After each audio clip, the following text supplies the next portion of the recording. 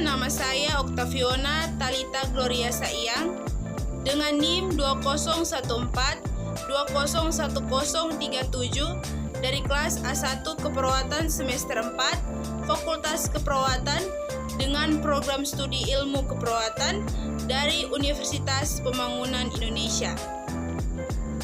Tujuan pembuatan video saat ini adalah untuk memenuhi tugas ujian akhir semester dari mata kuliah Keperawatan Kesehatan Jiwa 1 dengan dosen pengampu Nurse Vera Karame Escape MKes.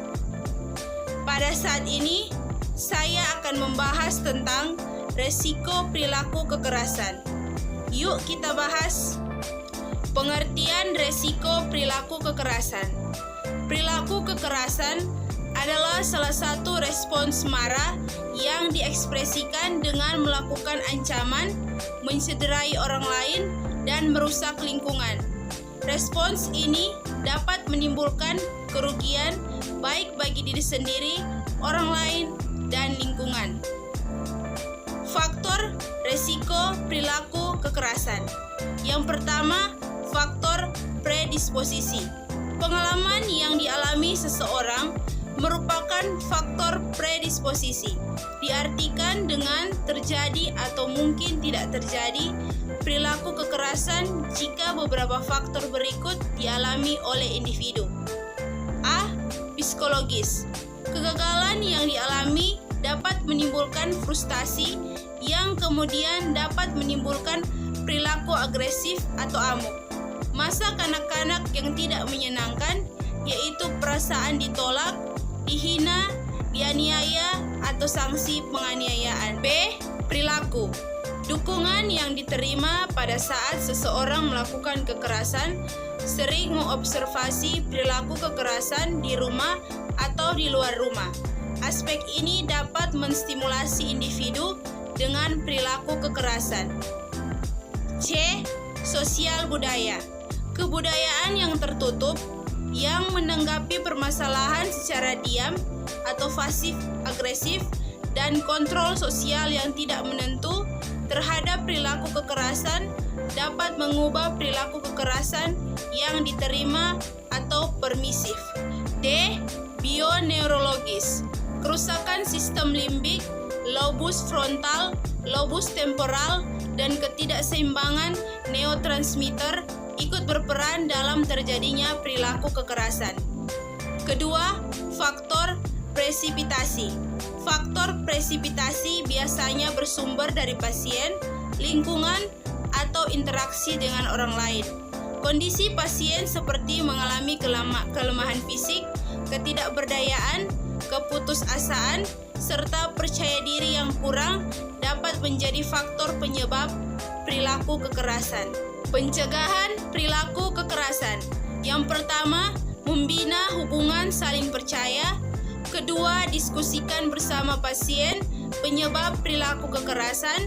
Yang ketiga, diskusikan perasaan pasien jika terjadi perilaku kekerasan. Keempat, diskusikan bersama pasien perilaku kekerasan yang biasa dilakukan. Yang kelima, diskusikan bersama pasien akibat perilaku kekerasan.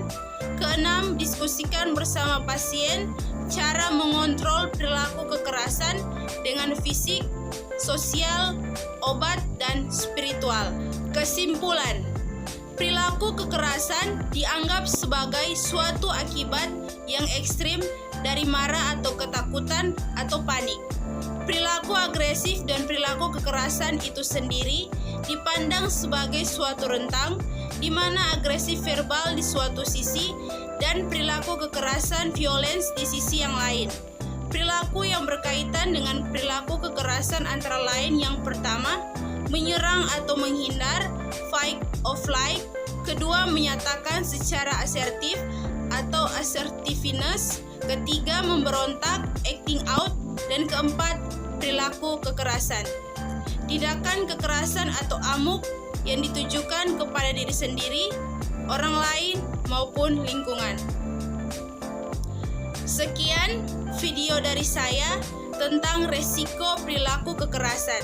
Kiranya video ini dapat bermanfaat bagi banyak orang. Terima kasih. Sebelum saya mengakhiri video saya pada saat ini, bahwa bagi adik-adik dan teman-teman yang telah lulus dan ingin melanjutkan studi ke perguruan tinggi, saya punya rekomendasi kampus loh, yaitu Universitas Pembangunan Indonesia Manado.